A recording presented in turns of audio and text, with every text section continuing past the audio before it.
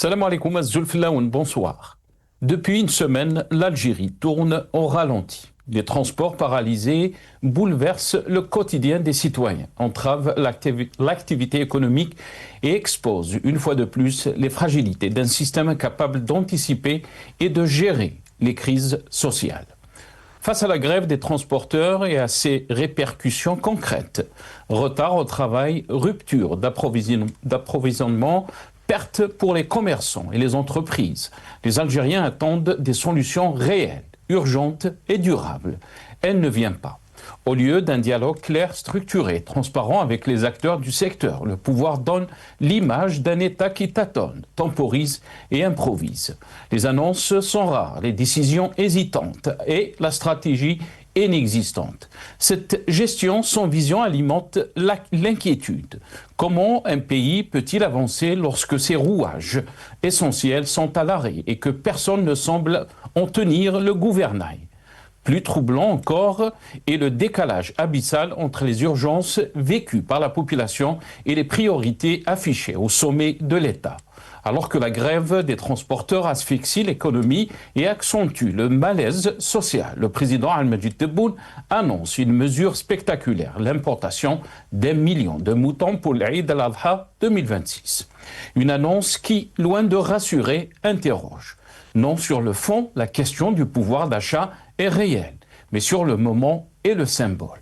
Comment comprendre qu'on projette une solution pour l'Eid al-Adha, prévue fin mai 2026, quand les citoyens peinent à se déplacer, à travailler et à vivre aujourd'hui?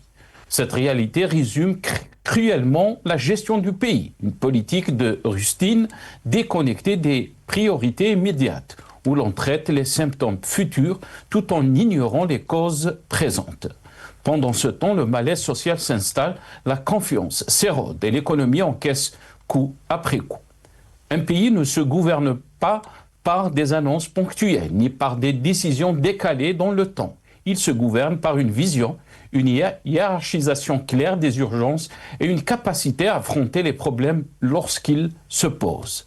À défaut, l'Algérie nouvelle victorieuse risque de s'habituer à l'immobilisme et le ralentissement actuel pourrait bien devenir un état permanent. Un luxe qui ni les citoyens, ni l'économie, ni le pays ne peuvent se permettre. Nous en débattrons avec nos invités juste après cette petite intro.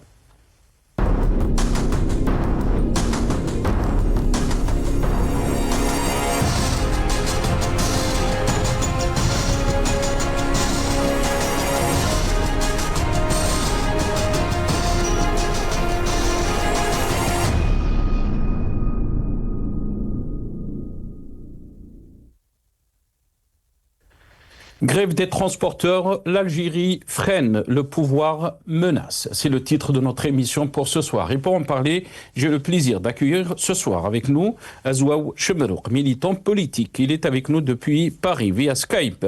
Azoua Chemrouk, bonsoir. Merci beaucoup d'avoir accepté l'invitation. Azoul Fellakassi Azoua.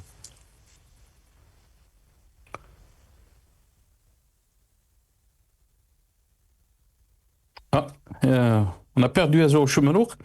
J'ai le plaisir, on va la voir dans un petit moment, j'ai le plaisir aussi d'avoir avec nous ce soir Boualem Ziani, syndicaliste, membre du SATEF. Il est avec nous depuis depuis Bdjaïa, par téléphone.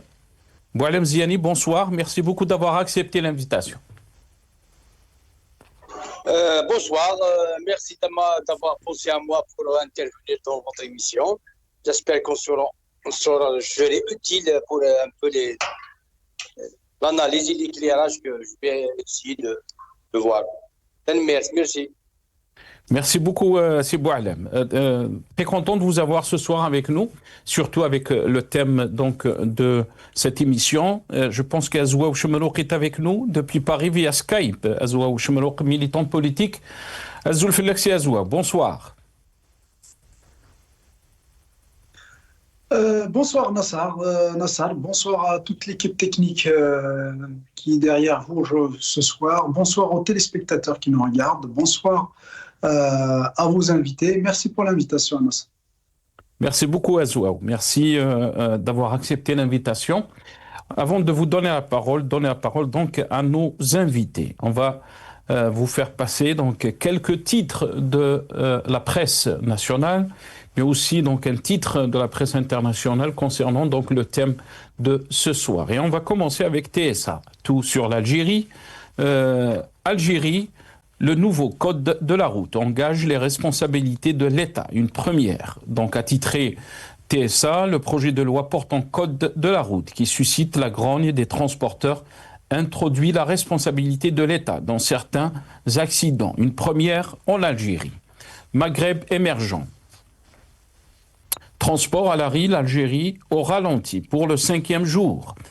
Radio des sans-voix, un autre titre. Code de la route, le gouvernement durcit le temps, la contestation enfle. Le journal Al-Watan, répercussion du débrayage des transporteurs dans la wilaya de Constantine. Tension sur l'huile de table et la semoule. Donc on commence à ressentir les répercussions de cette grève. Le matin d'Algérie, un autre titre, El Oued, arrestation d'un citoyen après la diffusion d'une vidéo sur la grève des transporteurs. Un autre titre dans le même journal, Le Matin d'Algérie, quand la rumeur devient un enjeu politique, le pouvoir face au spectre d'une grève des commerçants. Plus qu'une simple rumeur, l'appel à une grève des commerçants a agi comme un révélateur des inquiétudes du pouvoir face à une possible extension de la contestation sociale, dans un contexte où chaque perturbation supplémentaire est perçue comme une source de déstabilisation aux effets difficiles à maîtriser. On peut lire donc dans ce titre du Matin d'Algérie. Et on finit avec le magazine français Le Point, qui a titré donc en Algérie la hausse des prix de l'essence et le nouveau code de la route mettent les transporteurs sous pression. L'annonce surprise de l'augmentation des prix à la pompe en ce début 2026, ainsi que celle d'un nouveau code de la route ont créé des tensions que les autorités algériennes tentent de calmer. Donc on peut lire dans le magazine français Le Point.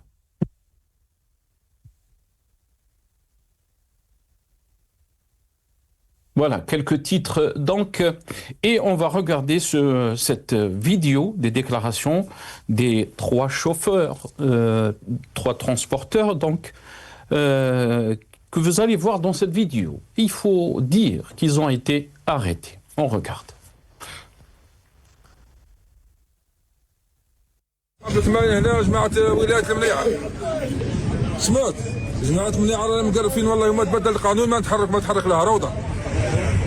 يلزم القانون يتبدل هذا وينقصوا في الغازوال ينحونا هذه لافينيات ينحوا تاع الكفاءه سينو ما لناش حابسين والله يقتلنا ناكلوا التراب والله ما نرجعوا. السلام عليكم. اليوم رانا في مقاريين 10 ايام 20 يوم شهر شهرين 3 اشهر 4 اشهر رانا مقاريين رزق على ربي. واليوم القانون هذا راه ما عادش قانون. اليوم القانون راه ماهوش قانون. 7 سنين ولا في العداله على خدمه الشيفور ما عطيتوناش حقنا وتقولوا كاين العدل وكاين الاخر. ما كانش العدل. وراه العدل هذا وراه العدل. لا اللي جا بروسي كل يوم احنا هاد البروسيات وكل يوم هاد الاخر. 7 سنين واحنا في المحاكم. السلام عليكم. هذا القانون اللي راه داروا لنا هذا الوزير هذا ولا جماعه الكميره نهضر ولا جماعه المنيعه منا ما يخرجش علينا هذا القانون. انا الشيفور يدير لي 7 سنين و15 سنه نسمح في الاخر وانت ماكش موفر لنا ابسط حاجات. ما لقيناش كي نديروا الكماين هنا ديال التنوات قاليه. البراجات كي قبضت منا 1.5 مليون نريح في دارنا انا سيدي راه عليه. البياس قالي جيت تشري الروضه ب 8 ملايين 9 ملايين روت لي يكسب ب5 الرواد مقشوشه. Voilà, donc la grève des transporteurs continue presque une semaine après son début. Donc on a entendu ces 3 citoyens pas contents de cette situation et surtout par rapport à cette nouvelle loi ou projet de loi concernant donc le code de la route. Juste une information donc qui a été rapportée par plusieurs ONG que ces 3 personnes que vous avez vues dans ce clip ont été arrêtées. Boualem Ziani, je vais commencer avec vous cette émission. Vous êtes en Algérie, à Bdjaïa, une semaine après donc ce mouvement de grève des transporteurs. On sent qu'il y a un vrai malaise, et surtout quand on regarde ce clip et on entend donc ces grévistes, on comprend l'ampleur de cette grève, Boualem Ziani. Bien sûr, ça veut dire, ce qu'on remarque, et c'est difficile aussi, c'est-à-dire que depuis le 1er janvier, il y a un malaise social, réellement, parce que tout d'abord, tout le monde était surpris par l'augmentation de prix des carburants, ce qui est surprise. Il y a des stations où le matin, même le 1er janvier, à des heures du matin, à 11 heures, chez les prix anciens. Tout le monde a été surpris, même les pompiers ont été surpris par l'augmentation surprise. Ajouté à cela, ça veut dire le code de la route qu'on nous attend. On a attendu depuis des semaines qu'il y a un débat sur le code de la route, etc. Mais il n'y a pas beaucoup d'informations qui circulent sur le contenu de ce code de la route.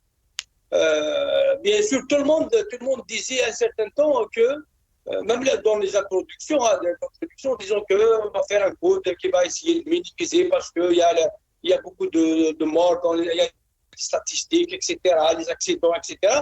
Mais ça fait consensus. Ça veut dire qu'il faut régulariser un peu le code de la route, etc., parce qu'il y a un danger, mais un danger au niveau des accidents. C'est un hécatombe, c'est une véritable catastrophe quotidiennement, etc. Mais la surprise était le contenu à l'intérieur du code de la route. Le contenu, ils sont prendre en considération les conditions où les infrastructures routières, etc., et le matériel et les pièces de rechange. Ils sont prendre en considération tous les éléments qui vont lier un peu, qui sont liés à code de la route, qui sont liés pour élaborer un texte de code de la route. Le constat est fait. Même, ça veut dire, ça te remarque, on pourrait ouvrir une parenthèse en disant que tout le monde, lorsqu'on va lire les introductions des textes de loi en Algérie, lorsqu'on va lire même la constitution algérienne, c'est-à-dire le constat est le même. C'est-à-dire tout le monde disait qu'il y a une crise, il faut surmonter la crise, l'Algérie est en danger, maintenant il faut des efforts, etc., des uns et des autres, le patriotisme, etc. Mais lorsqu'on rentre à l'intérieur des lois, article par article, nous constatons un autre état d'esprit. Un autre état d'esprit. L'exemple, le code de la route, c'est la même chose. C'est-à-dire lorsqu'il est divisé en 10 chapitres, maintenant ça commence à sortir un peu les articles publics, à débattre, etc. Lorsqu'on commence à lire des articles, c'est 10 chapitres, 190 articles, 10 chapitres sur 190 articles. Ça veut dire ici, c'est la punition et l'autre. Les amendes, ajouter les amendes, c'est la visite des véhicules, etc. Troisième élément, c'est la prison. Ce qui fait a fait mal, etc. Mais sur le plan organisation, je rappelle encore une fois, les organisations qui se sont proclamées, soit les organisations de transport, soit des organisations syndicales ou patronales. Il n'y a pas une organisation syndicale qui représente les chauffeurs, les conducteurs de véhicules, ou bien ce qu'on appelle les chauffeurs, ou bien le transport public personnel, c'est les chauffeurs et receveurs. Il n'y a pas un syndicat qui représente. C'est pour ça que nous remarquons aujourd'hui les syndicats, ils essaient d'être du côté du pouvoir et du côté pour appeler un peu au calme, etc. Et je rappelle encore une fois que les deux textes et l'augmentation des carburants sont que sorte de concertation de personnes. Ça veut dire qu'ils n'ont pas concerté, ils sont concernés. Lorsqu'on dit concernés, les gens qui existent, les syndicats, ça veut dire ce qu'on appelle le syndicat maison, soit le JTA, soit l'ONAT, etc. Ils n'ont pas consulté pour personne pour élaborer le texte de loi. Et dommage que nous avons une certaine culture. Lorsqu'on se trompe, c'est pas facile de corriger.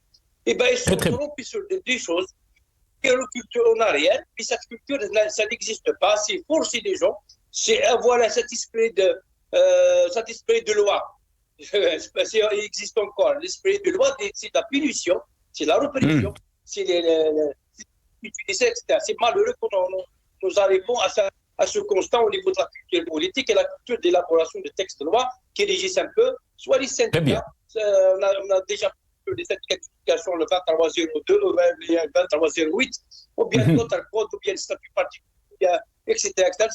C'est l'état d'esprit de punition. Ils ont une haine vers le peuple et c'est dommage. Et lorsqu'il y a une crise, il y a un diagnostic fait, maintenant, les remèdes, c'est le remède. Ils ont choisi la répression et tout ce qui est c'est pas une solution pour l'Algérie. Très bien, reste avec nous, Boualem Ziani. Ce que dit Boualem Ziani, qui est lui-même syndicaliste, et on est en train de voir l'ampleur de ce mouvement de grève qui est en train de prendre de l'ampleur. Aussi, il faut rappeler que même les bus touristiques, les bus les nouveaux, ce qu'on appelle les fourgons qui transportent donc les citoyens, sont en grève aussi. Quand on voit cette approche répressive dont a évoqué notre ami Boualem Ziani, mais aussi l'incohérence des politiques qu'on est en train de voir qui se mettent en place, le manque de concertation avec les concernés quand on régit des lois. Quelle est votre lecture par rapport à cette grève, mais aussi qu'est-ce que cette grève nous renseigne de la façon dont le pays est géré? Bon, je tiens à saluer notre ami Boualem Ziani. C'est un plaisir de partager cette émission avec lui. Et puis, qu'est-ce que ça nous renseigne sur la gestion? Il faut savoir, Nassar, j'ai toujours, surtout ces derniers temps, essayé de mettre l'accent sur l'aspect psychologique d'Abdelmajid Tebboune. Parce que ces crises-là, ce genre de crise, on a déjà vu sous l'ère de Bouteflika. On parlait que de l'ère de Bouteflika. Mais la gestion, elle était quand même beaucoup plus subtile, beaucoup plus intelligente que la gestion qui est en train d'être opérée aujourd'hui de la part de Tebboune et de son régime. Donc l'aspect psychologique, c'est-à-dire que Tebboune, il n'arrive pas à voir les relations qui le lient avec les Algériens en tant que citoyens ou avec les Algériens en tant qu'administration ou État comme des relations républicaines, c'est-à-dire de président, si on peut l'appeler comme ça, avec relations républicaines de président avec les citoyens ou avec ses collaborateurs. Donc lui, il a toujours, si vous voulez, vu les choses de dominant à dominé, de soumis à dominant. Donc il est, si vous voulez, il est dirigé par la peur, par l'asservissement. C'est un peu ce qu'il a fait avec Bouteflika, c'est-à-dire qu'il ne voyait pas la relation entre lui et Bouteflika, une relation de ministre à un président ou de premier ministre à un président, mais beaucoup plus d'un soumis, d'un dominé à son maître. Et donc, il veut reproduire le même schéma avec les Algériens. C'est-à-dire qu'il croit qu'en terrorisant, en réprimant la société, donc les Algériens vont se taire. Peut-être que les consciences elles sont différentes.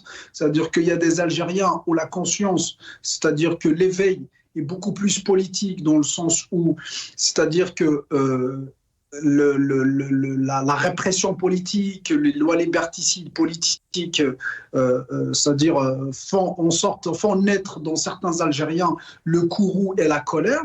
Et on a certains, justement, cette injustice politique et cette répression politique emmène une injustice économique. Et donc, pour certains Algériens, donc cette injustice économique qui va être ressentie matériellement dans la poche des Algériens, ça va engendrer une colère. Bon, la colère peut être dirigée par la répression pendant un certain temps, mais on ne peut pas la diriger tout le temps, c'est pas possible.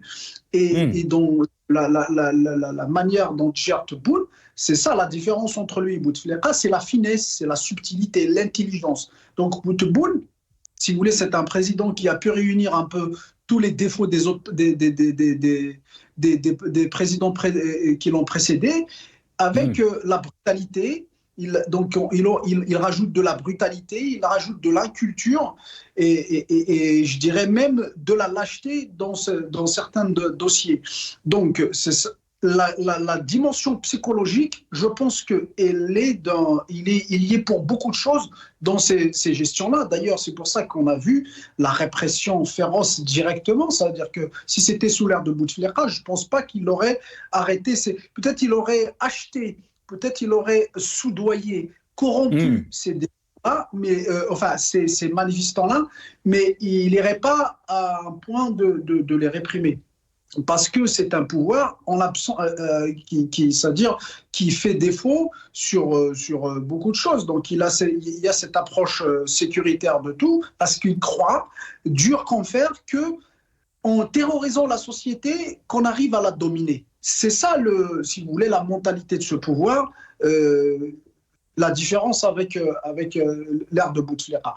Après, pour expliquer un peu le contexte à Nasser, il faut savoir une chose, c'est que le budget de l'État, qui est faramineux, et quand on voit les allocations, les allocations qui ont été faites pour des secteurs tels que la défense, tels que le ministère de l'Intérieur, et je le rappelle par ce passage, que le ministère de la Défense bénéficie de 26 milliards de dollars, c'est-à-dire que quand on compare en budget total, c'est faramineux, donc c'est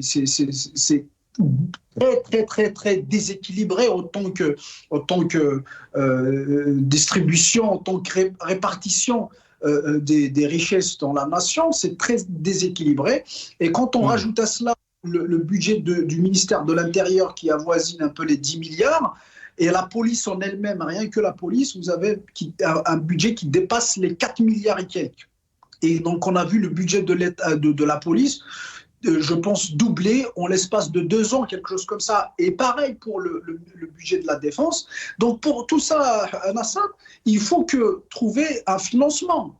Et vous avez plusieurs manières de financer. Donc quand on n'a pas de recettes, donc il y a le pétrole qui peut couvrir, mais le pétrole, il ne peut pas tout couvrir. D'ailleurs, je rappelle là aussi que le fonds de régulation des recettes est siphonné, il est à 0%, je crois qu'il y a un dollar symbolique dedans, parce que Tebboune a réussi à le siphonner en l'espace de quelques années.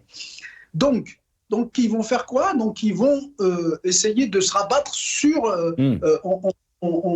c'est-à-dire en extorquant les Algériens, en augmentant un peu toutes les taxes, en augmentant les prix des produits, notamment les produits les plus stratégiques tels que le carburant.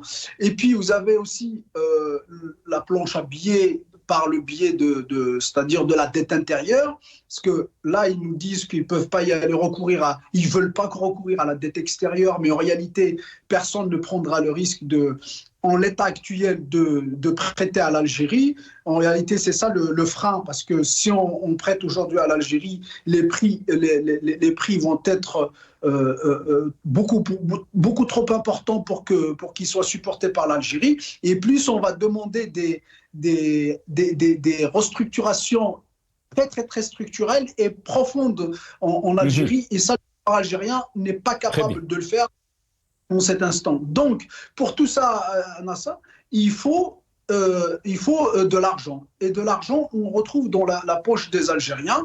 Et je finis là-dessus. Je pense que le pouvoir va revenir sur certains trucs pour montrer un peu si le mouvement le dépasse. Maintenant, s'il ne le dépasse pas, il arrive à réprimer, il arrive à un peu mater cette colère.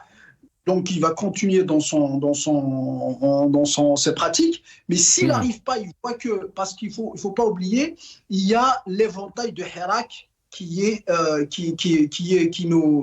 guette un peu le pouvoir. Donc, il faut qu'il fasse attention. Pas question à ce que le Hirak revienne. Donc, il va voir s'il a maté, c'est bon. S'il n'arrive pas, il peut, si vous voulez, revenir sur certaines décisions. Mais en revanche, c'est les Algériens qui vont payer. Parce que pas question qu'on enlève au budget de la défense ou au budget de la sécurité ou autre, mais on va l'enlever au budget de la santé, de l'éducation, de l'enseignement. Mais en gros, on va revenir sur certaines augmentations de taxes, mais c'est les autres secteurs qui vont le payer. On ne va pas financer des projets dans d'autres secteurs. Donc, en gros, c'est les Algériens qui payent les fantasmes et les caprices de Tebboune. Très bien. Restez avec nous, Azoua Chamarouk. Boualem Ziani, je reviens à vous. D'abord, on va vous passer juste cette petite vidéo, donc lettre d'un transporteur qui fait grève aux députés.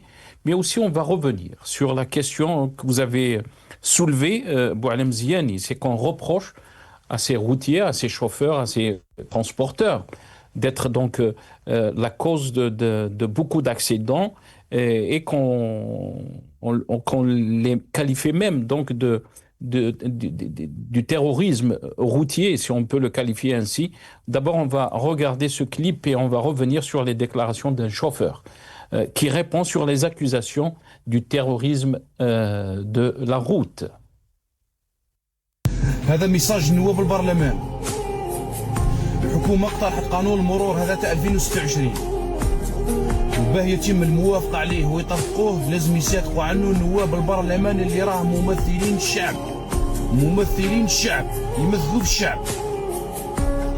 انتوما النواب على بالكم بلي القانون هذا يضر السائق. شكله قانون مرور ومضمونه قانون عقوبات. يا خويا معليش انا البروسي تاع 600 و900 و1300 معليش يفوت. من هو من قطع الغيار اللي ما كانش، من الماتريال اللي زاد، من الروضه اللي كانت دير الجملان ولا دير 7 ملايين، من الطريق اللي مكسره، من الدودان العشوائي اللي بلا بلايك. معليش مضروره الحاله تفوت. بصح يا ابن عمي الحبس من 5 سنين ل 15 20 سنه ولا لا يا محال راه مش هكا. وحبيت من هذا المنبر نوجه لكم رساله برك. عمر ينام ورب عمر لا ينام. انتم دبروا روسكم. ومانيش على بالي ناسكو الشعب هذا اللي راكم تمثلوا فيه والشوافر هادو اللي راكم تمثلوا فيه. كاين شوافر اخرين وشعب واحد اخر، والله هذا هو الشعب تاع الجزائر.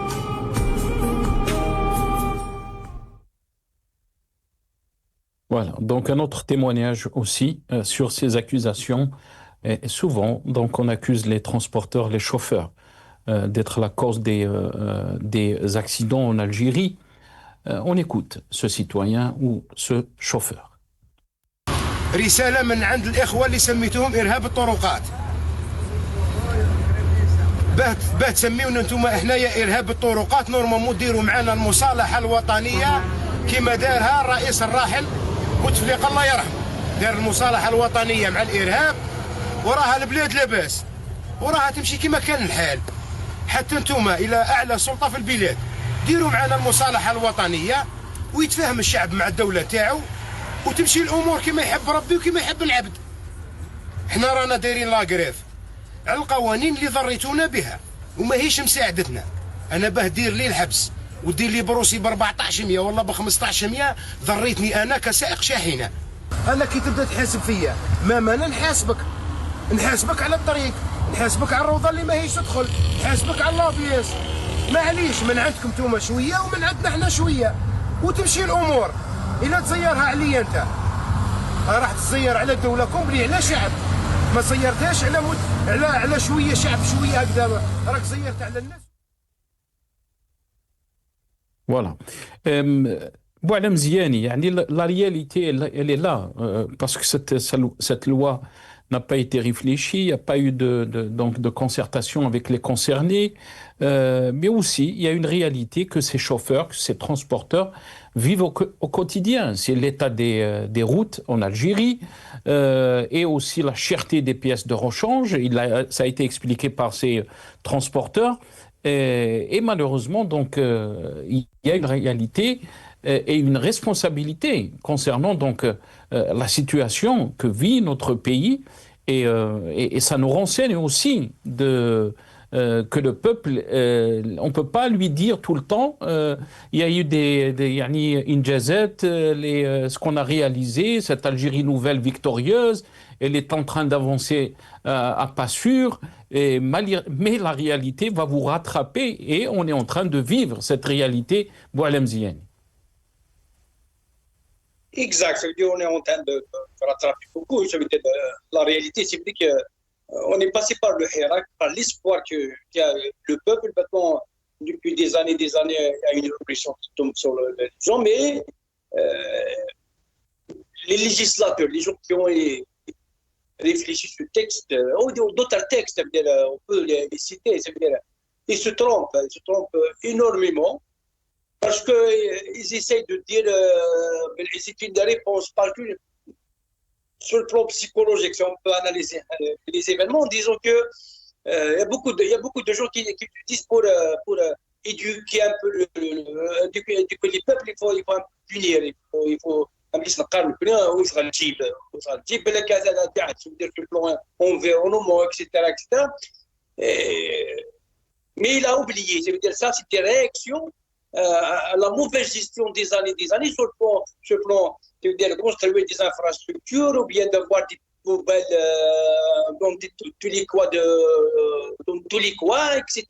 Ça veut dire permettre d'avoir des moyens pour que ce peuple ait l'habitude de faire des choses.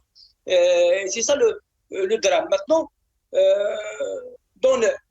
ce qui est obligatoire de se retirer maintenant de ce mouvement, les gens n'ont pas peur de parler. C'est vrai qu'il y a des arrestations, c'est vrai que les gens ils ont été réprimés, etc. Ça veut dire des menaces, des intimidations quotidiennes, des organisations, de la part des organisations ou bien d'autres institutions, etc. Mais il y a des gens qui ont pris la parole pour dire que on a marre, que globalement c'est un cri, ça veut dire qu'ils ne peuvent pas faire au-delà. Parce que nous avons des derniers temps les deux textes, c'est-à-dire les conditions de travail, les conditions etc. Notamment l'exemple de la Sainte-Ève, il n'a pas pris leçon des cheminots. Pour rappeler un peu, ils ont essayé de faire la grève à partir du 7 juillet passé, il y a la répression du secrétaire général, etc. Mais lorsqu'il était arrêté 2 ans de prison, puis libéré, ils ont changé la direction, mais les gens, spontanément, ils se sont mis en grève. Pourquoi? Parce que les conditions de travail, ils ne peuvent pas. Ça veut dire même si on peut dire ça. Ça veut dire la situation des chauffeurs du côté de la route, ils ne peuvent pas se taire. Ils ne peuvent pas se taire parce que ça, ça veut dire, ils disent, on accepte si on fait des erreurs, etc., d'être pénalisé. Ça veut dire avoir une amende, etc., le retrait du permis, etc., etc. Mais la prison, au-delà, ça veut dire 3 sanctions. Il faut un procès. Combien d'argent qui représente le salaire, etc. Deuxième, l'assiser, le matériel, etc. Troisième, c'est mettre en prison. Au lieu de... Il y a d'autres approches de gestion. Il y a une désensibilisation à faire, il y a les manières de faire, etc. Mais ce que nous constatons, parce que les deux chauffeurs s'adressent aux législateurs, combien de présents qui sont les députés présents dans les assemblées? Nous avons vu comment l'Assemblée qui a voté les 2 textes de loi, le 2302 sur les syndicats et le 2308, la session pour voter les 2 textes, il était reporté 2 heures pour avoir un quorum, ça veut dire une minorité de députés présents. Alors que c'est un destin des organisations syndicales qui est en jeu et les députés étaient absents. Nous avons vu les derniers débats sur la loi de finances. Tout le monde était absent. Ils se retrouvaient les membres du gouvernement par obligation, parce qu'il doit être présent, obligation là-bas pour un peu de raison pour argumenter, etc. Mais les députés étaient absents. Maintenant, on commence à sanctionner. Pourquoi le peuple, normalement, ils doivent exiger. Ils sont absents, on va les sanctionner, on va les révoquer. Mais non, ils essaient c'est le contraire, avec mépris, parce qu'on suivait un peu les débats, les discussions, avec mépris. Les rires avec des soupçons. C'est quoi ça? 20 tonnes de prison, Zido, je pose, c'est pas normal ça. Il ne faut pas mépriser le peuple algérien. Assez de mépris. C'est ça qui fait mal beaucoup plus et que donne le courage à résister, à lutter. Et c'est le courage des chauffeurs qui ont fait ça. Ça veut dire, on va comme ça, cet état d'esprit de rédiger le texte de loi et de penser un peu les solutions normalement. Maintenant, il y a des slogans qui font un peu lorsqu'on dit sécurité, stabilité. Mais c'est Boualem Ziani, sur ce que vous avez dit, parce qu'on parle de stabilité, de sécurité, mais surtout, on est en train d'accuser ce mouvement de déstabilisation de l'Algérie. On est en train de l'accuser comme étant donc un élément de déstabilisation de l'Algérie. Quelle est votre réaction? Nous avons suivi un peu les gens dans le logiciel, les commerçants, etc., en disant que le Jazair est Moustahdafa, etc. Moustahdafa, on le sait, ça veut dire la géopolitique, la géostratégie, on suit un peu les événements, etc. Mais qui est là pour déstabiliser l'Algérie? Est-ce que c'est les peuples qui aussi pacifique. Dans tous les démarches, ils ont noté ces propositions, ou bien les gens qui rédigent les textes de loi sans réfléchir. Qui provoquent, c'est des provocateurs. On les appelle des provocateurs. C'est eux qui déstabilisent, qui méprisent un peu, qui essaient de. Tu penses que les citoyens algériens ne suivent pas ce qui existe au niveau de la loi de finances, et ils ne suivent pas un peu les dernières augmentations, ils ne suivent pas un peu les taxes sur l'habitation, ils ne suivent pas tout ce qui se passe en Algérie en termes de détournement, etc., des biens, etc. Ils suivent. Ils sont intelligents, les Algériens, mais d'une manière pacifique. Parce qu'ils suivent un peu ce qui se passe au monde, en parallèle des crises qui existent au niveau international, etc. Ils ne veulent pas déstabiliser l'Algérie. C'est le peuple algérien qui est le garant de la stabilité de l'Algérie. Ce n'est pas les législateurs. Et bien les législateurs se trompent. C'est eux qui essaient de déstabiliser l'Algérie. C'est eux qui essaient d'instaurer un climat d'insécurité et de peur au niveau du peuple. L'insécurité routière, c'est eux qui n'ont pas construit des infrastructures réellement. Et il faut voir un peu les qui existent dans l'autoroute Est-Ouest. Voir les voies 1 et 2, parce que la voie 1 et 2, ils sont des terroristes, je suppose ils prennent la troisième voie, ils sont fonctionnés, etc. Il faut voir un peu l'état des routes. Qui sont pour la sécurité routière? Est-ce que c'est les panneaux? Les panneaux, ils sont existants, etc., etc. Tout ça fait qu'il faut qu'on essaye de comprendre, le peuple comprend que nous sommes le stabilisateur de l'Algérie, il est garant de la stabilité de l'Algérie. Et hier, l'équipe nationale a marqué que le peuple a manifesté. Voilà le choix qu'on veut. C'est ça l'esprit des Algériens. Ils veulent victoire. Mais il y a des gens qui sabotent. Et les gens qui sabotent, c'est les gens qui sont dans les règnes du pouvoir et de l'intelligence médiocre qui essaient de dire les textes de loi. On ne sait pas où ils trouvent des textes, des articles pour punir, pour faire du mal au peuple algérien. Et l'exemple, c'est aberrant. On ne trouve pas de l'eau l'été. Tu vas vite dans la voiture, etc. 4000 dinars, etc. Permis, etc. Il y a beaucoup de. 190 articles punis, etc. Il faut revoir un peu les gens qui réfléchissent, il faut revoir un peu.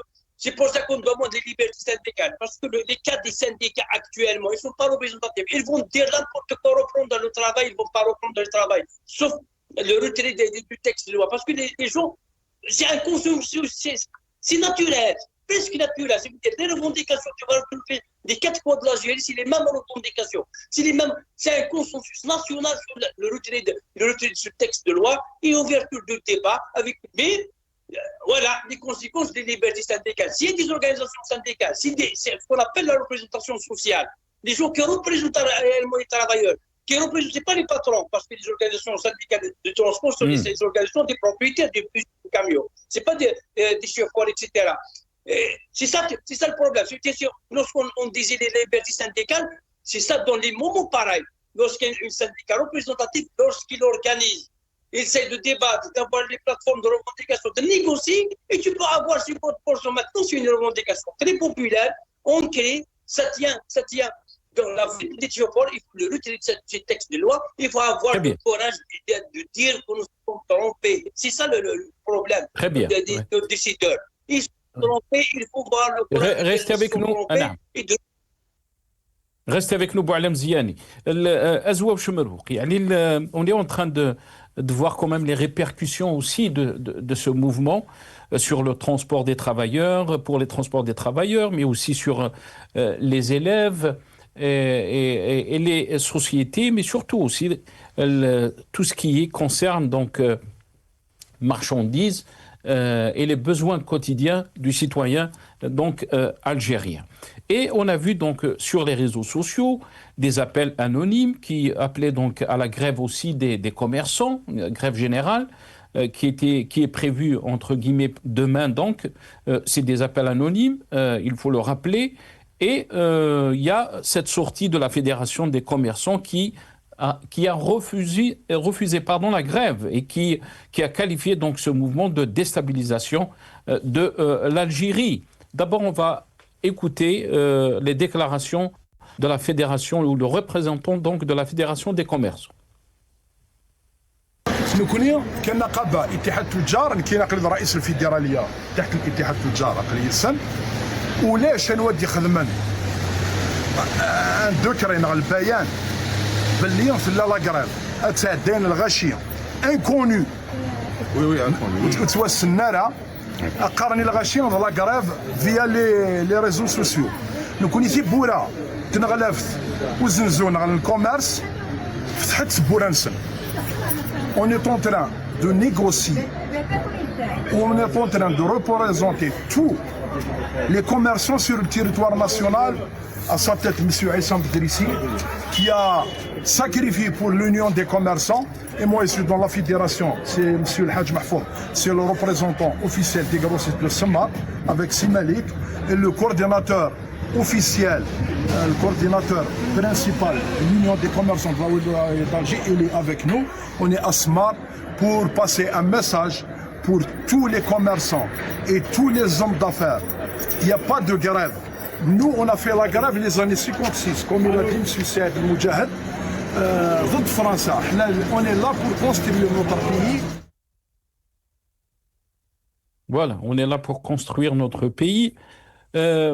Azoua Chmerouk, il y a une vraie panique, mais aussi on sent qu'il y a un mouvement, un malaise social qui est en train de prendre de l'ampleur, puisqu'il y a eu des appels, il faut le rappeler, donc anonymes, qui concernent les commerçants. Et il y a aussi cette approche. D'abord, on parle donc de déstabilisation de l'Algérie, et alors qu'on parle de vrais problèmes qui touchent les Algériens, et d'une politique qui est qu'on peut qualifier de tâtonnement. On avance un pas et on recule de 2 pas. Votre réaction, Azoua Chmerouk? Non, ma réaction, je ne suis pas étonné de la part de ce pouvoir et de la part de ces relais. Bon, vous avez passé un peu cette vidéo et je fais référence aussi à une autre vidéo qui a été faite par justement une conférence de presse qui a été faite par celui qui était à côté de celui qui parlait tout à l'heure sur la vidéo. J'ai oublié son nom, qui est voilà, le président de la fédération des commerçants, qui représente d'ailleurs que lui, parce que là, il se proclame représentant de tous les commerçants d'Algérie, alors qu'il n'a aucune légitimité de le dire, même si il y a des adhérents, mais on ne peut pas dire qu'on est représentant de tous les commerçants d'Algérie, parce que ce n'est pas possible il ne peut pas y avoir une confédération ou une corporation qui représente tous les Algériens, tous les commerçants d'Algérie. Ça veut dire quoi? Ça veut dire qu'on est dans un système totalitaire où tout le monde est dans... Alors que ce n'est pas vrai du tout. Donc là, ça, c'est le premier mensonge. Mais bon, ça ne m'étonne pas de la part de ce pouvoir. Donc il fait appel à ces relais, si vous voulez, qui ne représentent que eux-mêmes dans la réalité, pour négocier avec eux. On a vu la dernière fois le secrétaire général du ministère de l'Intérieur qui s'est réuni avec justement les représentants des chauffeurs taxis, des transporteurs. Et puis après, on a vu qu'ils ont pondu un communiqué pour dire que tout va bien, Madame la Marquise, circuler, il n'y a rien à voir. Et puis voilà, donc si vous voulez, de relier un peu le discours de Mouamara, de complotiste, de la France derrière, ou je ne sais pas quoi. Donc c'est toujours la main étrangère, alors que, comme vous l'avez expliqué, c'est que c'est le marasme politique qui a engendré justement un malaise économique, social, et que les Algériens n'en peuvent plus. C'est ça la réalité. C'est un peu comme on disait pendant le Hirak, au début du Hirak, c'est-à-dire que le Hirak, c'était la manipulation du DRS, la manipulation de ceci, de cela. Non, le Hirak, peut-être, il peut y avoir une exploitation des forces, mais le Hirak, c'est-à-dire, c'est le cumul de la dictature. La dictature, c'est le cumul de la répression, de l'injustice, c'est-à-dire de l'absence de liberté. C'est tout ça qui fait en sorte, parce que le peuple... Sur ce point très important que vous avez mentionné, il y a même des gens qui avancent que ce mouvement donc de transporteurs de grève est un mouvement qui a été initié, entre guillemets, on va dire, par un clan qui veut déstabiliser Tebboune. Qu'est-ce que vous pouvez nous dire sur ce point? Vous savez, Nassar, ça, c'est pas étrange, hein, si vous voulez, de la part de ce pouvoir et même de certains même qui combattent le pouvoir. Je l'ai entendu pendant le Hirak, on l'entendra et on va l'entendre dans cette séquence-là. Vous savez, il y a une expression qui est, à mon sens, très importante, qui dit que il y a des complots dans l'histoire, mais l'histoire n'est pas un complot. Ça veut dire qu'il peut y avoir des complots dans l'histoire, mais on ne peut pas tout mettre dans le complotisme. C'est pas possible. C'est pas possible. Alors que, à moins que ça soit la dictature, la répression, l'aveuglement de Tebboune soit un complot, alors je vous dirais que oui, c'est du complotisme. Mais non, c'est que la gestion chaotique de ce pouvoir fait en sorte à ce que les Algériens se révoltent. Ce n'est pas possible, ça ne peut pas durer comme ça. Je vous disais tout à l'heure, il y a des étapes dans la colère. Il y a certaines politiques, c'est-à-dire que certains qui sont conscients politiquement, qui se révoltent justement à l'injustice politique, et il y en a certains qui se révoltent à l'injustice économique. Ça va de soi, parce que quelqu'un qui est en manque de légitimité ne peut pas apporter de solution aux Algériens, parce qu'il n'est pas là pour travailler pour les Algériens. S'il était là pour travailler pour les Algériens, il serait parti. Donc il serait parti, il se serait pas imposé aux Algériens. Donc, et puis vous parlez des appels anonymes, il parle la vidéo, le monsieur que vous avez passé, il parle des appels anonymes, je ne sais pas, des forces étrangères. Mais qu'est-ce que vous voulez qu'on fasse sous une dictature? Vous voulez que les gens, là les gens, ils font des vidéos, ils sont tous en prison. Donc, vous voulez que les gens risquent leur vie? Ils savent très bien que appeler c'est-à-dire en son nom propre, que ce soit un citoyen lambda ou que ce soit au nom d'un parti ou d'une organisation syndicale, c'est la prison qui les attend. Donc, vous voulez comment? Ça veut dire aujourd'hui, on ne peut pas faire de grève, on ne peut pas faire de manifestation, on ne peut pas se réunir, on ne peut rien faire. Donc, vous dites que, ah non, mais si vous voulez faire une grève, ah non, il faut demander l'autorisation à M. Tebboune ou à M. Sayoud.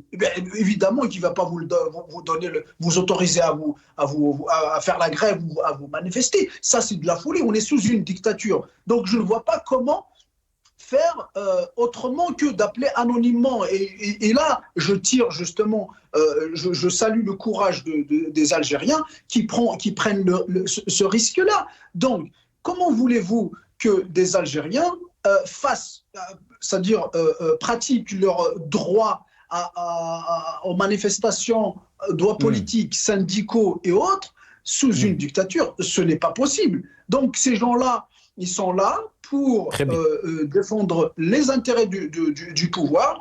Et je finis là-dessus, Nassar, c'est qu'il y a des mécanismes ou des pratiques qui sont connus pratiqués par le pouvoir algérien. Et ça, ce n'est pas le propre que de Tebboune, mais c'est le propre de tous les pouvoirs. Donc, ils vont essayer d'abord de mater le mouvement, c'est-à-dire à sa naissance, en le réprimant, en soudoyant les dirigeants. Et puis, sous l'ère de Tebboune, c'est-à-dire qu'en décapitant toutes les têtes et en essayant d'emprisonner un peu tout le monde, enfin tout le monde, c'est-à-dire que les leaders un peu des mouvements dans chaque région, pour essayer de l'étouffer. S'il n'arrive pas à l'étouffer, c'est-à-dire que s'il voit que les choses passent hors du contrôle, à ce moment-là, il va essayer de revenir sur certaines décisions pour que d'autres secteurs les payent. Mais en tout cas, sous cette dictature, je ne vois pas comment les gens peuvent manifester leur colère hors des appels anonymes. Merci beaucoup, Azou Chmerouk. On est pressé par le temps. J'aurais aimé vous donner plus de temps, malheureusement. On a dépassé le temps de l'émission. Jusqu'où ira donc cette crise ou cette grève des transporteurs? On va essayer d'y revenir dans d'autres émissions avec d'autres invités. Merci à vous d'avoir participé à cette émission. Boualem Ziani, syndicaliste, membre du SATEF. Vous étiez avec nous depuis Bdjaya. Merci à Azou Chmerouk, militant politique. Vous étiez avec nous depuis Paris. Merci à vous, chers téléspectateurs, d'avoir suivi cette émission.